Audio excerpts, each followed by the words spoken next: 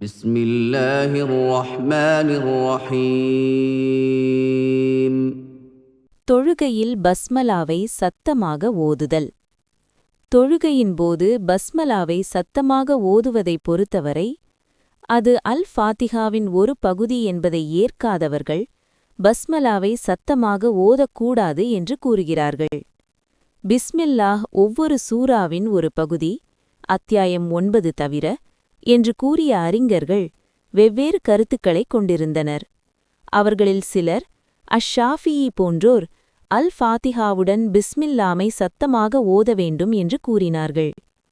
இது சலஃப்கள் மற்றும் பிற்கால சந்ததியினரிடையே உள்ள நபித்தோழர்கள், தாபியீன்கள் மற்றும் முஸ்லிம்களின் இமாம்களில் பலரின் கருத்தும் ஆகும்.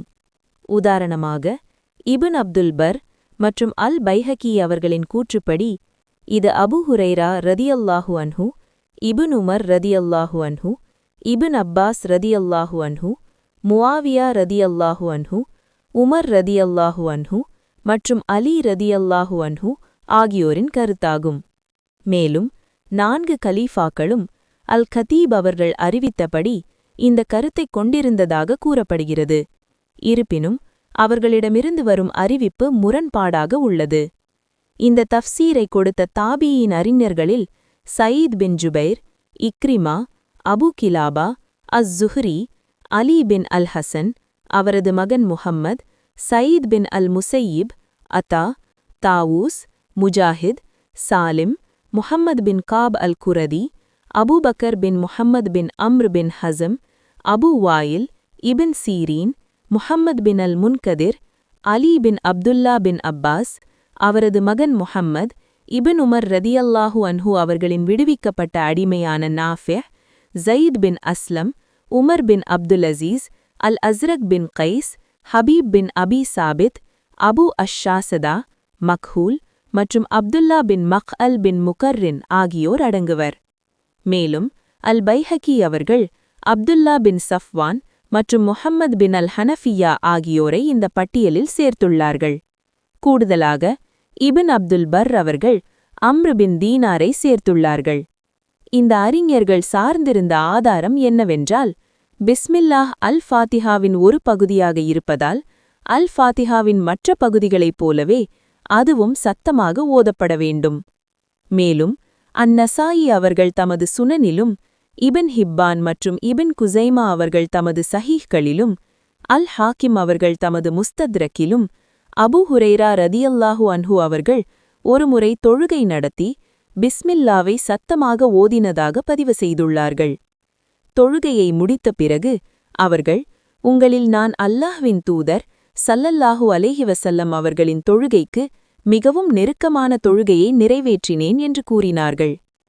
அத்-தாரகுத்னி, அல் கதீப் மற்றும் அல் பைஹகி அவர்கள் இந்த ஹதீஸை சஹீஹ் என்று தரப்படுத்தியுள்ளார்கள். மேலும் சஹீஹ் அல் புகாரியில் அனஸ் பின் மாலிக் ரதியல்லாஹு அன்ஹு அவர்களிடம் நபி ஸல்லல்லாஹு அலைஹி வஸல்லம் அவர்களின் ஓதுதல் பற்றி கேட்கப்பட்டது. அவர்களின் ஓதுதல் அவசரமற்றதாக இருந்தது. பின்னர் அவர்கள் அதை செய்து காட்டினார்கள். பிஸ்மில்லாஹிர் ரஹ்மானிர் ரஹீம் என்பதை நீட்டி ஓதினார்கள். மேலும் இமாம் அஹ்மத் அவர்களின் முஸ்னதில், அபூ தாவூத் அவர்களின் சுனனில், இபின் ஹிப்பான் அவர்களின் சஹீஹில் மற்றும் அல் ஹாக்கிம் அவர்களின் முஸ்தத்ரக்கில் உம்மு சலமா ரதியல்லாஹு அன்ஹா அவர்கள் கூறியதாக பதிவு செய்யப்பட்டுள்ளது. அல்லாஹ்வின் தூதர் ஸல்லல்லாஹு அலைஹி வஸல்லம் அவர்கள் தமது ஓதுதலின் போது ஒவ்வொரு ஆயத்தையும் தனித்தனியாக பிரித்து ஓதுவார். பிஸ்மில்லாஹிர் ரஹ்மானிர் ரஹீம், அல்ஹம்துலில்லாஹி ரப்பில் ஆலமீன், அர்-ரஹ்மானிர் ரஹீம், மாலிகி யௌமித்தீன். அளவற்ற அருளாளனும் நிகரற்ற அன்புடையவனுமாகிய அல்லாஹ்வின் பெயரால். எல்லா புகழும் நன்றியும் அகிலங்களின் இறைவனாகிய அல்லாஹ்வுக்கே உரியது. அளவற்ற அருளாளன், நிகரற்ற அன்புடையவன், தீர்ப்பு நாளின் அதிபதி. அத்-தாரகுத்னி அவர்கள் இந்த ஹதீஸின் அறிவிப்பாளர் தொடரை சஹீஹ் என்று தரப்படுத்தியுள்ளார்கள். மேலும் இமாம் அபு அப்துல்லா அஷ்-ஷாஃபியி அவர்களும், அல் ஹாக்கிம் அவர்கள் தமது முஸ்தத்ரக்கிலும், முஆவியா ரதியல்லாஹு அன்ஹு அவர்கள் மதீனாவில் தொழுகை நடத்தி பிஸ்மில்லாவை ஓதவில்லை என்று பதிவு செய்துள்ளார்கள். அந்த தொழுகையிலிருந்த முஹாஜிரீன்கள் அதை விமர்சித்தார்கள். முஆவியா ரதியல்லாஹு அன்ஹு அவர்கள் அடுத்த தொழுகையை நடத்தியபோது பிஸ்மில்லாவை சத்தமாக ஓதினார்கள். மேலே குறிப்பிட்டப்பட்ட ஹதீஸ்கள் பிஸ்மில்லாஹ் சத்தமாக ஓதப்பட வேண்டும் என்ற கருத்துக்கு போதிய ஆதாரத்தை வழங்குகின்றன. எதிர்க்கும் ஆதாரங்கள் மற்றும் குறிப்பிடப்பட்ட அறிவிப்புகளின் அறிவியல் பகுப்பாய்வு, அவற்றின் பலவீனங்கள் மற்றும் மற்றவை குறித்து இந்த நேரத்தில் விவாதிப்பது எங்கள் விருப்பமில்லை. மற்ற அறிஞர்கள் தொழுகையில் பிஸ்மில்லாவை சத்தமாக ஓதக்கூடாது என்று கூறினார்கள். இது 4 கலீஃபாக்களின் நிறுவப்பட்ட நடைமுறையாகும் மற்றும் அப்துல்லா பின் முகஃபல் ரதியல்லாஹு அன்ஹு மற்றும் தாபியீன்கள் மற்றும் பிற்கால சந்ததியினரிடையே உள்ள பல அறிஞர்களின் நடைமுறையாகும். இது அபு ஹனீஃபா, அத்-தௌரி மற்றும் அஹ்மத் பின் ஹம்பல் அவர்களின் மத்ஹப் பார்வை. இமாம் மாலிக் அவர்கள் பிஸ்மில்லாஹ் சத்தமாகவோ அல்லது மெதுவாகவோ ஓதப்படாது என்று கூறினார். இந்த குழுவினர் இமாம் முஸ்லிம் அவர்கள் பதிவு செய்த ஒரு அறிவிப்பை அடிப்படையாகக் கொண்டு தங்கள் கருத்தை கூறினார்கள். அதில் ஆயிஷா ரதியல்லாஹு அன்ஹா அவர்கள், அல்லாஹுவின் தூதர் ஸல்லல்லாஹு அலைஹி வஸல்லம் அவர்கள் தக்பீர், அதாவது அல்லாஹு அக்பர், அல்லாஹ் மிக பெரியவன் கூறி தொழுகையை தொடங்கினார். பின்னர் ஓதினார், அல்ஹம்துலில்லாஹி ரப்பில் ஆலமீன், எல்லா புகழும் நன்றியும் அகிலங்களின் இறைவனாகிய அல்லாஹ்வுக்கே உரியது. மேலும் 2 சஹீஹ் நூல்களும் அனஸ் பின் மாலிக் ரதியல்லாஹு அன்ஹு அவர்கள் கூறியதாக பதிவு செய்துள்ளன. நான் நபி ஸல்லல்லாஹு அலைஹி வஸல்லம், அபூபக்கர் ரதியல்லாஹு அன்ஹு, உமர் ரதியல்லாஹு அன்ஹு மற்றும் உஸ்மான் ரதியல்லாஹு அன்ஹு ஆகியோருக்கு பின்னால் தொழுதேன். அவர்கள் தங்கள் தொழுகையை இதன் கொண்டு தொடங்கினார்கள். அல்ஹம்துலில்லாஹி ரப்பில் ஆலமீன், எல்லா புகழும் நன்றியும் அல்லாஹ்வுக்கே உரியது.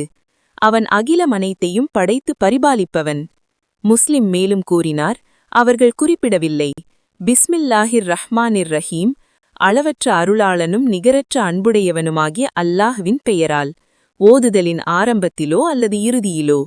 இதே போன்ற செய்தி சுனன் நூல்களில் அப்துல்லா பின் முகஃபல் ரதியல்லாஹு அன்ஹு அவர்களிடமிருந்து பதிவு செய்யப்பட்டுள்ளது.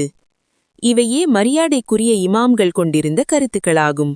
மேலும் அல் ஃபாத்திஹாவை சத்தமாக அல்லது இரகசியமாக ஓதுபவர்களின் தொழுகை சரியானது என்பதில் அவர்கள் உடன்படுகின்றனர் என்பதில் அவர்களின் கூற்றுகள் ஒத்திருக்கின்றன. எல்லா அருளும் அல்லாஹ்விடமிருந்தே வருகிறது.